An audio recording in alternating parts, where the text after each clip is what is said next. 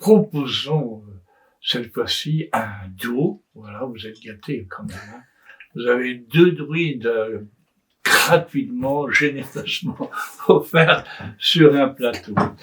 Eh bien, je suis très heureux d'accueillir Terros, voilà, qui anime avec ô combien de compétences une fédération de clairières. Et il va nous dire ça par lui-même, voilà. Alors, pour cet entretien, et en hommage à nos anciens, notamment Fernstein et Nel, nous allons un peu emprunter au dialogue des 2 sages où chacun questionne l'autre sur qui il est, d'où il vient, quelle piste itinéraire il a suivi, etc. Voilà. Alors, je commence tout de suite la question. Qui es-tu? Eh bien, grande question. Ah oui. Je pourrais dire que je suis le fils de Vincenot. Ouais, voilà. D'accord, de la Gazette. Voilà, parce que c'est, je le dis souvent, c'est en découvrant ce livre dans la bibliothèque d'une maison familiale que j'ai découvert le druidisme. Et au travers de ce roman initiatique, qui est extraordinaire et qui se passe en Bourgogne, là où je vis actuellement, eh bien c'est en suivant les pas de la Gazette que je me suis dit, mais Boudiou, c'est bien sûr, c'est ça que je veux faire.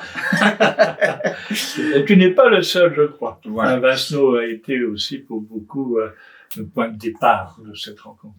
Et donc j'ai lu ce livre et que d'ailleurs je recommande à chaque fois à ceux qui viennent dans notre assemblée. Et je me suis dit, mais voilà, c'est exactement ce que je souhaite comme chemin, alors que je venais d'une autre tradition, puisque j'ai pratiqué le bouddhisme zen Soto dans l'école de maître Deshimaru, l'association zen internationale, pendant 15-20 ans, dans les dojos de Toulouse, Dijon et Rouen. Mais au bout d'un moment, j'avais besoin d'autre chose. Et j'ai trouvé ce livre et je me suis dit, il faut que je me mette en quête d'un druide.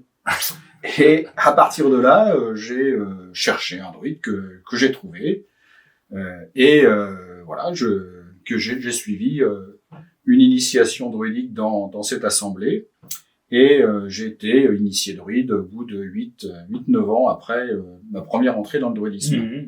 Voilà, donc on peut dire, je serais un des fils de Henri Vincenot. Henri Vincenot, en tout cas, écoute, de son œuvre. Il nous écoute de son œuvre. Et il doit s'en réjouir lui-même, puisque effectivement, il est l'initiateur, en tout cas, de beaucoup de découvertes et de rencontres. Voilà.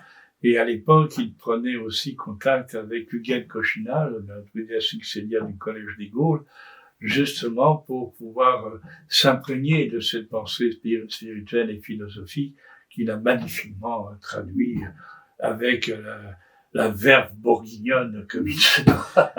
Et ce que j'aime finalement dans ce livre, c'est aussi que on a la reliance du druide à son pagus. Oui. Voilà. Oui. Et finalement, je crois que c'est très important. C'est finalement un druide qui a un pagus, une région. Il est relié il n'est pas en apesanteur comme ça. Il est relié aux sources, aux vallées, aux forêts, aux anciennes divinités locales. Voilà, il y a tout un champ de mémoire vivante. Voilà, en fait. C'est ça. Un champ de mémoire vivante. Et c'est ce qui fait, à mon avis, le paganisme. C'est la reliance à la terre, aux traditions, à son histoire, et puis, comme il le décrit dans Le Pape des Escargots, à la vouivre et aux énergies qui sont liées aussi à la terre. Et c'est pour ça que pour moi, le druide est un druide qui est implanté, enraciné. Il est constitué sur le lieu. Peut-être que, comme dans les tribus et clans anciens d'Irlande, par exemple, il est cet arbre sacré qui était planté dans chaque province d'Irlande, et qui assurait cette relation terre-ciel et ciel-terre en médiation, en circulation des forces, énergie et lumière. Et je trouve que cette image-là va très bien à l'image du druide contemporain. Cette liaison entre l'homme, le druide et l'arbre, je trouve que l'analogie est extrêmement forte et qu'elle est vraiment centrale dans notre tradition. Je travaille sur ce sujet parce que ça me semble évident que cette verticalité, avec l'ancrage et ce regard à la fois enraciné et en même temps vers le divin, vers le haut, c'est vraiment ce qui caractérise et l'homme, le druide, et l'arbre. Et oui, et tous deux ont besoin de l'humus pour être formés. Ça me ferait penser presque à l'amalogie. Ah, joli. Mais l'amalogie, à partir de cela, certainement, tu vois. Ouais. Eh ben oui. Donc voilà d'où je viens, et puis, il est, un arbre n'étant jamais seul, il y a forêt. Voilà, il y a forêt, il y a racines, il y a système racinaire, et il y a donc cette assemblée de Kildare qui regroupe des collèges en France et en Belgique, et qui grandit tranquillement, sereinement, et essaie de transmettre un druidisme enraciné, donc païen, et polythéiste, voilà, et initiatique. C'est-à-dire qu'il transmet une possibilité aussi d'enseignement, parce que je pense que dans la fonction de druide, il y a la transmission et donc il y a l'enseignement. Certainement. D'ailleurs, d'une part parce que le bonheur ne peut pas se vivre seul, il doit se partager. Voilà. Et puis, ce que nous avons reçu de l'univers, des anciens, de la nature, du cycle des saisons, de tout ce que nous avons nous-mêmes expérimenté et objectivement positivé par la suite en tant que leçon reçue de notre expérience de vie. C'est une poétesse, Angèle Duval, ces deux Angèles d'ailleurs, qui était une poétesse paysanne, qui s'exprimait en breton et qui nous rappelait que ce que nous avons reçu de ce passé, de toute cette mémoire, nous le devions à l'avenir, au devenir. Voilà. Et afin que, disait-elle, se perpétue la chaîne d'or. Nous, on pourrait dire pour se perpétue la chaîne d'or, si on veut. Mais c'est exactement ça, cette idée-là. D'ailleurs, tradition, en latin, c'est tradere, ça veut dire transmettre. Voilà. Ce que moi, j'ai puisé dans la corbeille qui m'a été offerte, et généreusement et prodigalement offerte, eh ben, j'y ajoute les fruits de mon arbre de vie. Voilà. C'est peut-être ça aussi le bel ouvrage. Dans cette transmission, je crois qu'il est important, et c'est ton œuvre, Brandu, c'est aussi de transmettre de druide en druide.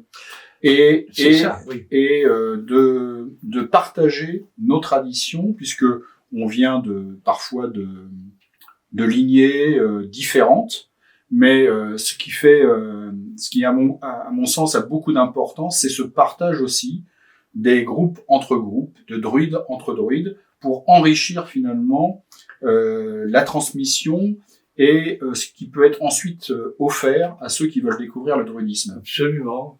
C'est sans doute une des missions principales de la fonctionnalité druidique que de transmettre d'une part et d'enseigner, de former, d'accompagner, de permettre à chacun de se faire les outils à son cœur, à son main, à son rythme, à son souffle, de façon à ce qu'il puisse le mieux possible, en tout cas, mener son cheminement vers les buts et objectifs qu'il se donne. Le druide est aussi un enseignant, un sage, mais aussi un enseignement, un être éminemment spirituel, et il est l'accompagnateur. J'aime bien le terme compagnon, accompagner, partager un même pain, tu vois, de vie, de convergence, d'entendement, en termes de sens et en termes d'intelligence et en termes d'âme et d'esprit, tu vois. Et c'est vraiment une fonction extraordinaire. Enfin, personnellement, je la vis dans cet état d'émerveillement et d'enchantement constant, avec une ferveur, une joyeuseté qui n'empêche pas, bien sûr, que tout ça est confronté à certaines douleurs, à certaines souffrances, celles qu'on voit malheureusement se répandre chez les autres et sur cette planète, mais en même temps en restant actif, tu vois, acteur du vivant. C'est ça qui me paraît important. Et ce qui est extraordinaire dans cette tradition, c'est qu'elle invite à cela, tu vois, elle propose. Il n'y a pas de dogme, il n'y a pas une obligation, mais il y a un appel à éveil et maturation de conscience permanent. Et un accompagnement aussi, parce que nos entités nous accompagnent. Nous ne sommes pas seuls face aux épreuves, aux difficultés, etc. Nous sommes, nous aussi, accompagnés. Hein. Je crois que c'est quelque chose qu'on a à mettre en avant dans ce qu'on propose aux gens qui viennent découvrir le druidisme, pratiquer le druidisme. C'est aussi ce que tu as appelé le réel. C'est l'action aussi du druide dans le monde et dans le vivant. Absolument. Et par rapport à ça, il me semble qu'un des premiers, entre guillemets, combats des druides et de ceux qui pratiquent le druidisme, c'est aussi de ramener les gens vers une connexion au vivant et donc à la nature, que moi j'appelle la nature sacrée, parce que pour moi elle contient aussi une partie importante du sacré, du divin. Absolument. Et je crois que c'est aussi à part il y a la rituelie, il y a d'autres choses, mais on a aussi ce devoir de ramener les gens vers la forêt, la découverte des plantes, voilà, parce que le monde moderne est tellement parfois éloigné de tout ça que notre rôle c'est bien sûr le sacré, la rituelie, les cérémonies, mais aussi de ramener aussi les gens en leur montrant aussi ce chemin vers la forêt, vers les éléments, les quatre éléments, redécouvrir un petit peu, avoir l'émerveillement. Disons que le terme même de ramener me semble tout à fait approprié.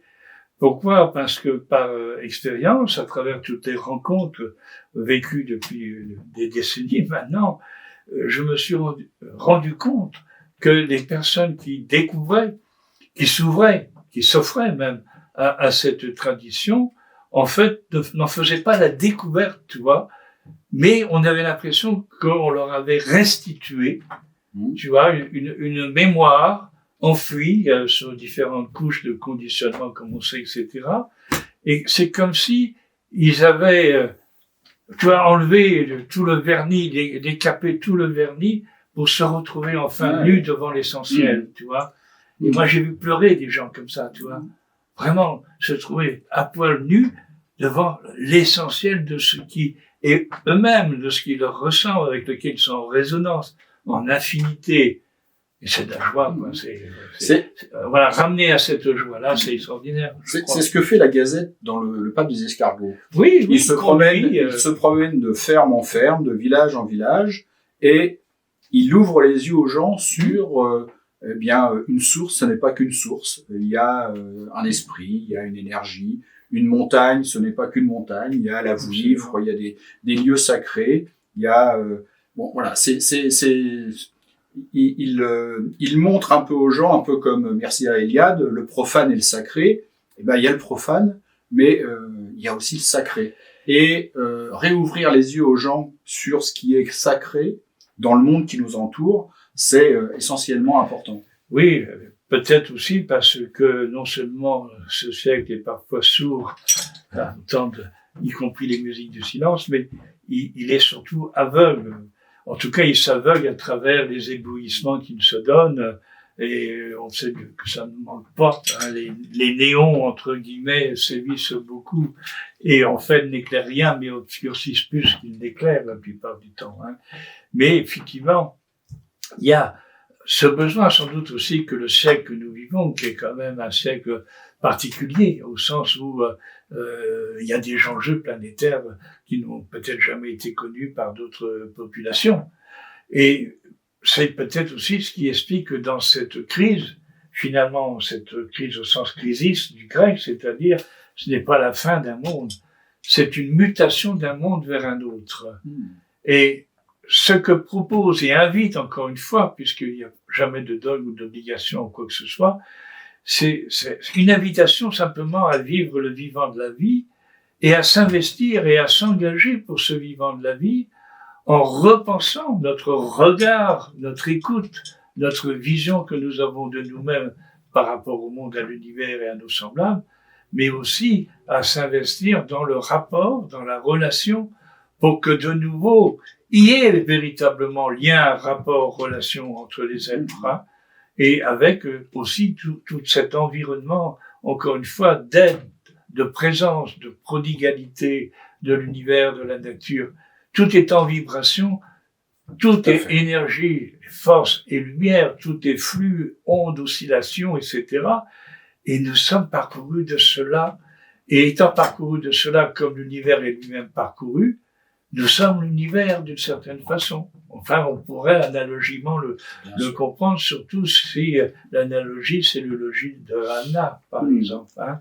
Voilà. C'est pour ça que j'aimerais aussi que, et c'est aussi un des sujets de la maison de la druidité, dont tu parles souvent et que, voilà, que tu construis, que nous construisons ensemble. Oui. C'est aussi permettre à un moment donné au monde druidique, aux druides, aux gens qui pratiquent le druidisme, de s'exprimer dans le monde sur leur relation à ce monde et à la protection de ce monde. Absolument. Et ça serait vraiment un grand progrès si on arrivait à s'exprimer tous ensemble, tout le monde, tu appelles ça la diaspora druidique. Oui. C'est exactement ça. C'est le terme, si on pouvait s'exprimer sur des sujets, quand de temps en temps, comme tu l'as fait ici en Bretagne avec d'autres, il y a des lieux qui sont mis en danger, des lieux sacrés qui sont mis en danger, ou simplement des arbres, des forêts, comme on l'a fait en Bourgogne. Voilà, s'exprimer, agir aussi pour montrer que, voilà, nous ne sommes pas à côté de la nature, nous ne sommes pas à côté du monde, mais nous sommes aussi dans le monde et nous avons une mission aussi de porter notre voix par rapport à ça. Absolument. Ce qui fait de nous des artisans et des œuvriers du monde en gestation. Et avec d'autres cultures, d'autres traditions natives aussi, nous avons un dépôt, un héritage de sagesse qui est considérable et qui est en plus opératif, qui est en plus efficace et totalement actualisable. Voilà. C'est-à-dire que dès maintenant, ici et maintenant, je peux œuvrer en ce monde riche de tout cet héritage, de tout ce dépôt de sagesse et en même temps d'apporter un concours à cette mutation qu'on perçoit, qui frémit actuellement auprès de nous et autour de nous, parce que c'est la nécessité impérieuse de changer de modèle de société, et puis peut-être de quitter ce train fou qui s'en va à 300 ou 400 à l'heure, comme disait un double succès, sur un immense butoir. Nous ne sommes pas tenus de rester dans le train. Nous avons à œuvrer pour le vivant de la vie, modestement, humblement, mais avec cette fierté d'être vrai, d'être juste, voilà, équitable, solidaire aussi dans ce monde, parce que nous avons un devoir non seulement de mémoire, de présence au monde, mais de devenir, mais surtout d'authenticité, d'exemplarité, tu vois, voilà, parce que notre parole ne peut pas être dissonante et nos actes ne peuvent pas être dissonants non plus, voilà. C'est ce que nous enseigne non seulement l'univers et la nature, mais c'est l'enseignement premier de nos triades aussi, chercher l'équilibre, l'harmonie. Bien sûr. Et je reviens une fois de plus au pape des escargots, et parce que beaucoup de choses sont importantes dans ce livre, même si c'est un roman, même si ça décrit une histoire d'amour, etc. Oui. Mais le fond vraiment de ce livre, c'est aussi cette reliance à la terre, et notamment la guérison. Parce que on parle de se reconnecter, de défendre, etc. Mais dans ce livre aussi, il y a à la fin la guérison par la terre, la guérison c'est-à-dire que la terre, nous reconnecter au sacré et aux énergies de la terre, ça nous permet de guérir cette société, de guérir les individus, de guérir on pourrait dire cette maladie moderne aussi, avec toutes ces, bien sûr il y a des avantages, mais aussi ces inconvénients, ces dégradations du vivant, etc. Et dans le pape des escargots, à la fin, il y a cette croyance et ce miracle qui se fait c'est la terre, les énergies de la terre qui peuvent nous guérir. Oui. Et ça, je crois que le druide, c'est une de ses missions, c'est de rappeler que plus on se rapproche de la terre, plus on se met en communion avec ces énergies, plus on va être heureux, plus on va pouvoir guérir de nos maladies individuelles et collectives, et que il y a vraiment une belle philosophie dans tout cela. Elle se résume peut-être, ou elle se synthétise dans cette triade première qui nous invite à rechercher un point qui va concilier toute opposition, tout antagonisme, c'est-à-dire ramener à l'équilibre et à l'harmonie. Il y a une sagesse et une sagesse véritable quand elle propose ce retour à l'équilibre et à l'harmonie, qui est une façon de prendre soin. Donner, recevoir soin, c'est restituer un équilibre, c'est restituer dans le corps une harmonie. Voilà. Donc, contre don, avec cette offrande permanente qui est faite en remerciement. Nos rituels ne sont qu'un vaste remerciement et l'expression d'une immense gratitude. C'est notre merci collectif pour tous les dons reçus, prodigués, etc. Et c'est aussi un moment aussi de très grandes émotions, parce que c'est aussi se rappeler notre mère, et la mère à tous et à toutes, et la matrice de toutes les matrices, le saint de tous les saints, le chaudron de tous les chaudrons, etc., etc. Parce que tout cela, tous les sens dont nous disposons et les cinq rassemblés, tout d'un coup sont invités aux noces de l'essence. Tu vois ? Quelle belle invitation, quelle noce fantastique et merveilleuse qui nous est proposée. Une noce druidique. Oui, absolument. L'alliance, tu vois, l'alliance dans la confiance, dans l'espérance, et puis aussi dans cette nécessité, peut-être encore plus, d'être comme un arbre, dans une verticalité, là où tout se couche autour de nous, c'est de rester dans cette verticalité transcendante, immanente et transcendante, qui fait que notre humanité se tient encore debout. Ça, c'est extraordinaire aussi. Quel bel ouvrage nous est proposé là. Eh ben, merci. Pendu pour ce beau voyage. Ah, ben, écoute, je crois que le plaisir a été amplement partagé et je t'en remercie. Et puis, ben, que puissent nos visionnaires sentir aussi combien nous sommes animés par cette tradition et combien elle nous abreuve, elle nous nourrit, elle nous sustente et comment elle invite au partage de ce bonheur.